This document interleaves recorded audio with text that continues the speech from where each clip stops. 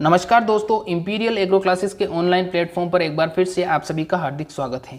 आज मैं आपके सामने कृषि लागत व मूल्य आयोग से संबंधित कुछ इंपॉर्टेंट क्वेश्चंस लेके आया हूं। ये इंपॉर्टेंट क्वेश्चंस पीछे कई एग्जाम्स में पूछे गए हैं और आने वाले जो एग्जाम्स हैं उनमें आने की इनकी पूरी संभावना है। तो इन क्वेश्चंस को आपको ध्यान से समझना है और ध्यान से इन क्वेश्चंस को आपको सोल्व करना है। ठीक है, तो चलिए शुरू करते हैं। शुरू करने से पहले मैं आपसे थोड़ी सी रिक्वेस्ट करना चाहूँगा कि अगर आप अब पहली बार हमारे चैनल पर आए हैं तो प्लीज़ चैनल को सब्सक्राइब करके बेल आइकन को प्रेस कर लीजिए और इस वीडियो को लाइक कर दीजिए। और जब ये क्लास ख़त्म हो तो क्लास ख़त्म होने के बाद में ये क्लास आपको कैसी लगी इसका कमेंट करके ज़रूर जाएं। ठीक है, तो शुरू करते हैं।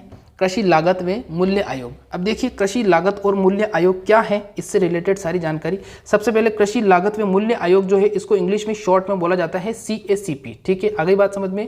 कृषि लागत और मूल्य आयोग जो है, पहले इसका नाम कृषि लागत और मूल्य आयोग नहीं था, पहले इसका नाम था सीधा कृषि मूल्य आयोग। आगे बात समझ में। अब इसकी देखिए जो स्थापना हुई थी, अगर स्थापना की बात करें तो इसकी स्थापना हुई थी 1965 में। आगे बात समझ में। 1965 में इसकी स्थापना हुई थी। इसकी स्थापना हुई थी नई दिल्ली के अंदर। कहाँ पर हुई थी?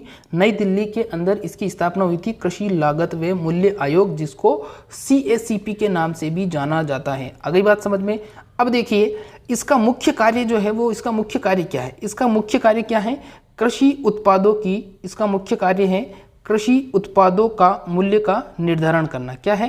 कृषि उत्पादों के मूल्य का निर्धारण करना इसका क्या है? मुख्य कार्य। कृषि उत्पाद बोले तो कृषि उत्पाद में क्या क्या आते हैं? कृषि उत्पाद के अंदर आते हैं जितने भी फसल से संबंधित, जितने भी कृषि से संबंधित उत्पाद, जैसे गेहूं, जो बाजरा, चना, मक्का, मूंग, ये जितने भी कृषि और इससे संबंधित जो उत्पाद है उनका जो मूल्य होता है, न्यूनतम समर्थन मूल्य जो होता है, उनको निर्धारण करने का कार्य कौन करता है? कृषि लागत व मूल्य आयोग CACP नई दिल्ली। आगे बात समझ में इतनी। अब देखिए, इसका मुख्यालय पूछ लिया जाता है कभी कभी, तो इसका मुख्यालय कहाँ पर है? इसका मुख्यालय है नई दिल्ली के अंदर। आगे बात समझ में। नई दिल्ली के अंदर इसका मुख्यालय है। ठीक है, इसका मुख्य कार्य क्या है? इसका मुख्य कार्य अभी मैंने बताया आपको। इसका मुख्य कार्य है कृषि उत्पादों का मूल्य निर्धारण करना। और कभी कभी पूछ लिया जाता है कि न्यूनतम समर्थन मूल्य का निर्धारण कौन करता है? तो बात एक ही है। ठीक है, कृषि उत्पादों का मूल्य निर्धारण या न्यूनतम समर्थन मूल्य का निर्धारण एक ही चीज़ है। ठीक है, थोड़ा अलग अलग है लेकिन एक ही मूल्य का जो निर्धारण करने का कार्य करता है वो कौन करता है? मूल्य का निर्धारण करने का कार्य CACP या कृषि लागत व मूल्य आयोग करता है। ठीक है, अब देखिए, मैंने अभी बताया आपको, इसका पुराना नाम आपसे पूछता है तो वैसे तो पूछता नहीं है, लेकिन कभी कभी क्या कर देता है वो, सीधा कृषि मूल्य आयोग लिख के दे देता है। तो ध्यान रखना, कृषि मूल्य आयोग और कृषि मूल्य लागत व मूल्य आयोग दोनों एक ही चीज़ है। ठीक है, तो कृषि मूल्य आयोग जो है, ये कृषि मूल्य आयोग और कृषि लागत व मूल्य आयोग एक ही चीज़ है। ठीक है, अब इसका नया नाम परिवर्तित कर दिया है, और नया नाम परिवर्तित करके क्या कर दिया है? कृषि लागत व मूल्य आयोग CACP। ठीक है, नई दिल्ली में इसकी स्थापना हुई थी 1965 के अंदर। ठीक है, न्यूनतम समर्थन मूल्य का निर्धारण करता है। आगे बात समझ में। ठीक है, अब इससे पीछे जो प्रश्न पूछा गया था वो सिंपल सा पूछा गया था। वैसे 2-3 प्रश्न पूछे गए थे कि सबसे पहले तो पूछा गया था कि जो इसकी स्थापना हुई थी वो कब हुई थी, फिर पूछा गया था ये इसका मुख्यालय कहाँ पर है, फिर वो बार बार पूछता है कि इसका मुख्य काम क्या है, तो न्यूनतम समर्थन मूल्य का निर्धारण करना। आगे बात समझ में। अब देखिए, इससे रिलेटेड और भी फैक्ट है वो बता देता हूँ मैं आपको, अभी तो बहुत सारे हैं। देखिए, अभी तक जो बार बार जो फसलों के समर्थन मूल्य पूछे जाते हैं वो कौन कौन से हैं, वो देखिए कौन कौन से पूछे जाते हैं। एक तो पूछा जाता है बार बार बाजरे का, एक गेहूं का, एक मूंग का और एक मक्का का पूछा जाता है। आगे बात समझ में। तो बाजरे का पूछता है तो 2150 प्रति क्विंटल, 2150 रुपये प्रति क्विंटल।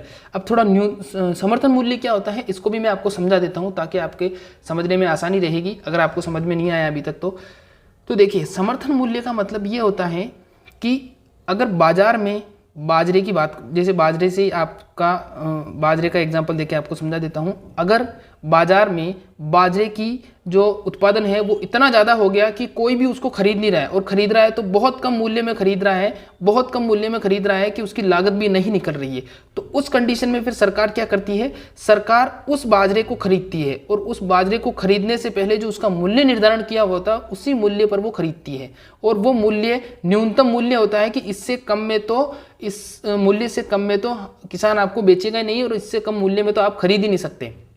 इससे ज़्यादा में भले ही खरीद सकते हो लेकिन कम में नहीं खरीद सकते, इसी को अपन समर्थन मूल्य कहते हैं।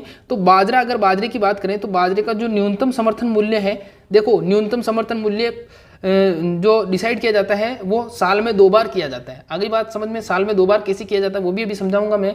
तो अभी आपको ध्यान देना है कि 2020-21 का, अगर 2020-21 का पूछता है तो रबी के अंदर न्यूनतम समर्थन मूल्य रबी की फसलों का अलग किया जाता है और खरीफ की फसलों का अलग किया जाता है, इसीलिए 2 बार किया जाता है। अगली बात समझ में, तो अगर बाजरा का पूछता है तो 2150 प्रति क्विंटल। अब देखिए कभी कभी कुछ बच्चे हैं उनको थोड़ा सा वो कमजोर है, तो बता देता हूँ। क्विंटल जो होता है, क्विंटल का मतलब होता है 100 किलोग्राम। अगली बात समझ में, यानी कि 100 किलोग्राम बाजरे का मूल्य कितना होगा, 2150 रुपये। अगली बात समझ में, अब गेहूं की बात करें तो गेहूं क्या रबी की फसल है, तो गेहूं का जो समर्थन मूल्य वो कितना है, 1975 प्रति क्विंटल। देखिए समर्थन मूल्य जो होता है हमेशा वो प्रति क्विंटल पर होता है। अगली बात समझ में, और जो 2020-21 का डेटा है वो बता रहा हूं मैं आपको।